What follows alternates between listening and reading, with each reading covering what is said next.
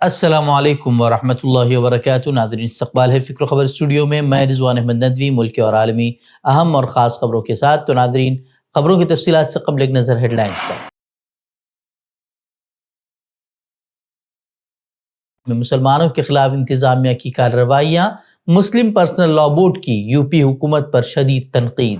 بہار assembly انتخابات سے قبل حتمی ووٹر لسٹ جاری، 14 لاکھ نئے ووٹرز شامل. غزہ میں ٹرمپ کا نام نہاد امن منصوبہ، امن کی جانب قدم یا پھر قبضے کی نئی شکل. غزہ کا محاصرہ توڑنے نکلا global smooth flotilla, high risk zone کے قریب اسرائیل کی پروپیگنڈا مہم کا آغاز. فلپائن میں 6.9 شدت کے زلزلے سے شدید تباہی، تقریباً 70 افراد ہلاک.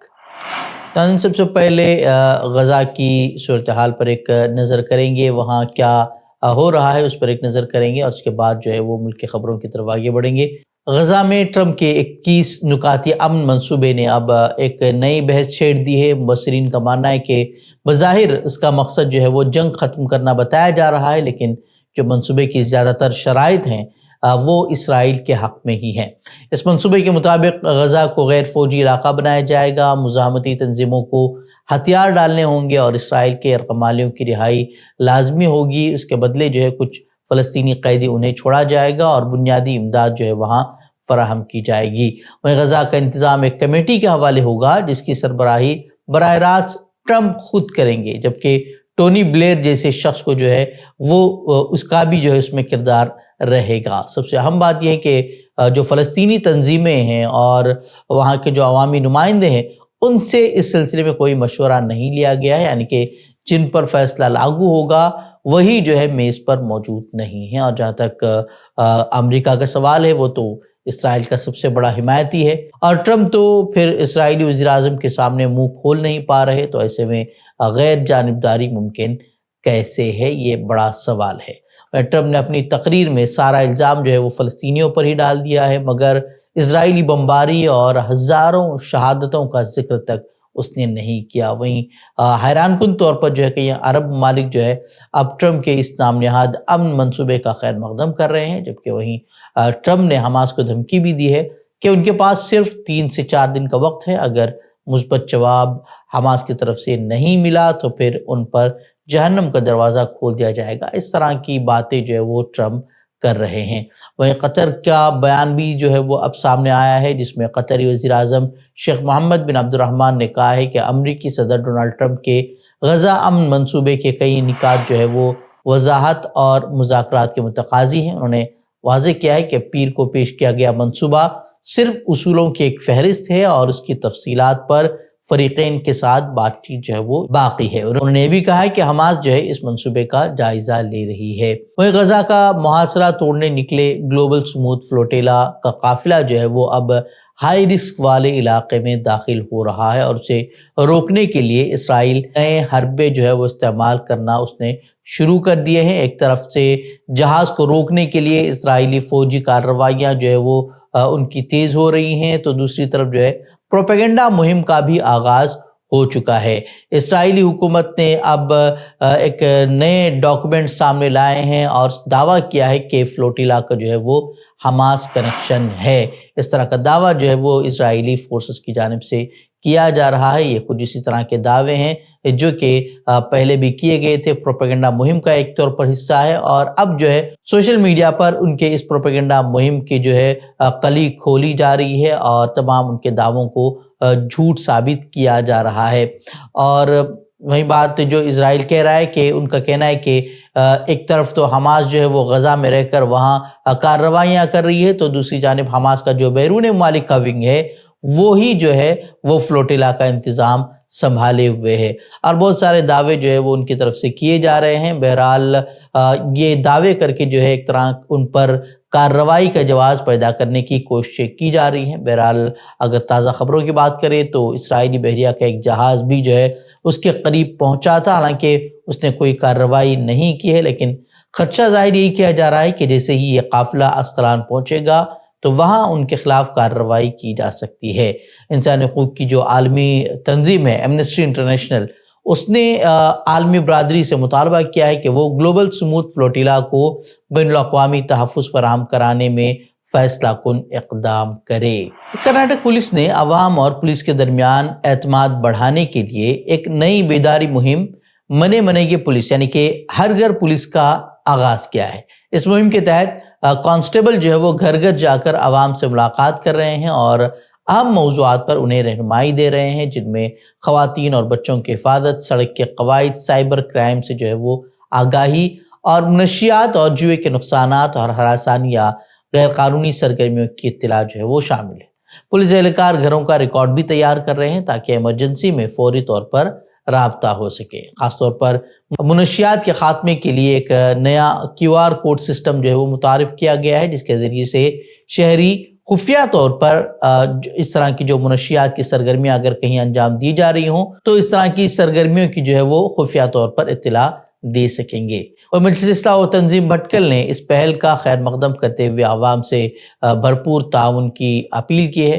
पुलिस हुक्काम ने भी वाज़ेह किया है कि ये मुहिम सबकी शिरकत से ही कामयाब होगी और उसका मकसद एक महफूज और बाशऊर मुआशरा कायम करना है। अहले प्रॉफेट मोहम्मद सल्लल्लाहु अलैहि वसल्लम एहतिजाज के बाद जिस तरीके की कार्रवाइयाँ यूपी में की जा रही हैं वो सबके सामने जो है वो आया है, और जिस तरीके से बयानात यूपी के वज़ीर आला योगी आदित्यनाथ दे रहे हैं वो भी उसके रिकॉर्ड भी जो है सोशल मीडिया पर मौजूद हैं। और इसके बाद जो है बरेली में मुसलमानों के ख़िलाफ़ इंतज़ामिया की जो कार्रवाइयाँ हैं वो लगातार बढ़ती जा रही हैं और कई तरह की वीडियोज़ भी जो है सोशल मीडिया पर वायरल हुए हैं, जिसमें वाज़ेह तौर पर इंतज़ामिया की इंतकामी कार्रवाई जो है वो वाज़ेह तौर पर नज़र आ रही है। और वहीं गुज़िश्ता दिनों इत्तेहाद मिल्लत कौंसिल के सरबराह मौलाना तौक़ीर रज़ा ख़ान उन्हें गिरफ़्तार किया गया था, उनके साथियों को भी गिरफ़्तार किया गया था। अब जो है उनकी जायदादों पर बुलडोज़र चलाने की तैयारियां की जा रही हैं। कई उनके जो होटल्स हैं और लॉन हैं जो वो सील कर दिए गए हैं और दुकानें भी जो है वो मिसमार की जा रही हैं। हुक्काम का दावा है कि ये जो तामीरात थी वो गैर कानूनी थी, लेकिन मकामी मुसलमान उसे खुली इंतकामी कार्रवाई करार दे रहे हैं। ये सब कुछ उस वक्त हुआ जब 26 सितंबर को नमाज जुमा के बाद अहले प्रॉफेट मोहम्मद सल्लल्लाहु अलैहि वसल्लम बैनर उठाने को लेकर जिस तरीके की कार्रवाइयाँ की गई थी, जितने मुकदमे दर्ज किए गए थे, उसके खिलाफ एक पुरअमन एहतिजाज किया जा रहा था। तो उस दौरान जो है तशद्दुद झड़प का नाम देकर जो है सख्त क्रैकडाउन किया गया और जो मुजाहिरीन थे उनके साथ पुलिस ने लाठी चार्ज किया। उस वाक़े के बाद जो है 180 नामजद और 2500 नामालूम मुसलमानों पर मुकदमे कायम किए गए, 60 से ज़्यादा अफराद को गिरफ़्तार किया गया है और मौलाना तौक़ीर रज़ा ख़ान समेत कई उलमा जो है वो हिरासत में लिए गए हैं। ये कार्रवाइयाँ ऐसे वक्त में हुई है जब वज़ीर आला योगी आदित्यनाथ ने अहले प्रॉफेट मोहम्मद सल्लल्लाहु अलैहि वसल्लम एहतिजाज में शामिल अफराद के खिलाफ खुली धमकियाँ भी दी थी। वहीं अब जो है all India Muslim personal law board ने गिरफ्तारियों और वज़ीर आला के धमकियामेज़ बयानात और पुलिस की जो इंतकामी कार्रवाई है उसकी शदीद मजम्मत करते हुए गिरफ्तार शुदगान की फौरी रिहाई का मुतालबा किया है। पर्सनल लॉ बोर्ड ने एक प्रेस रिलीज जारी की है जिसमें वाज़ेह लफ्ज़ों में कहा गया है कि मौलाना तौक़ीर रज़ा ख़ान और बरेली के पुरअमन मुजाहिरीन के खिलाफ वज़ीर आला उत्तर प्रदेश का तहक्कुमाना और मुतकब्बिराना बयान किसी भी रियासत के वज़ीर आला के मनसब और मकाम के मुनाफी है।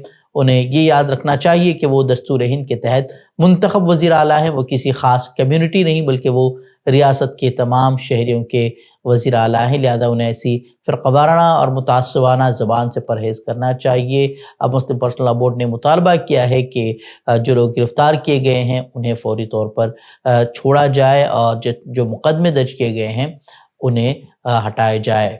बिहार में असम्बली इंतखाबात से आइन कबल कराई गई वोटर लिस्ट की खुसूसी गहरे नज़रसानी यानी कि SIR के बाद जो है इलेक्शन कमीशन ऑफ इंडिया ने आज वोटर्स की हतमी फहरिस्त जारी कर दी है।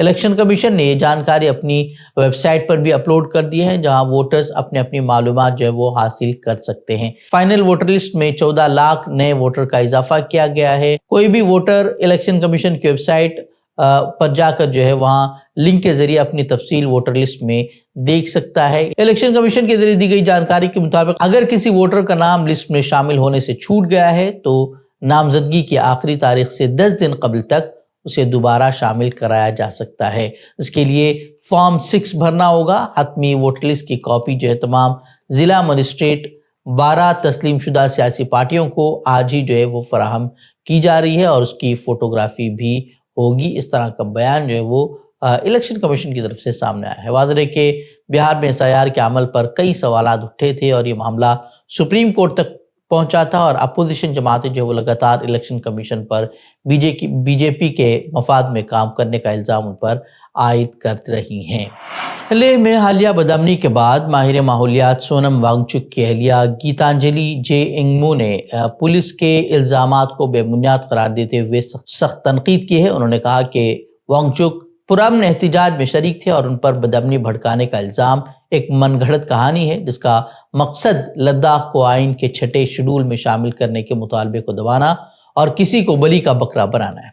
انگمو نے سوال اٹھایا کہ CRPF نے پرامن مظاہرین پر گولی اور آنسو گیس کیوں چلائی۔ ان کے مطابق کرفیو اور طاقت کا استعمال غیر ضروری اور قابل مذمت ہے۔ وہیں لیہ میں 24 ستمبر کو تشدد کے دوران 4 افراد ہلاک اور درجنوں گرفتار ہوئے تھے، جبکہ BNS 2023 کی دفعہ 163 کے تحت امتناعی احکامات نافذ ہیں۔ لیہ تشدد معاملے میں سونم وانگ چک کی گرفتاری اور ان پر انتظامیہ کی جانب سے لگائے جا رہے الزامات پر حکومت کو شدید تنقیدوں کا بھی سامنا ہے۔ راہل گاندھی نے لداخ میں تشدد کے واقعے میں ایک سابق فوجی سمیت 4 شہریوں کی ہلاکت کی عدالتی تحقیقات کا بھی مطالبہ کیا ہے۔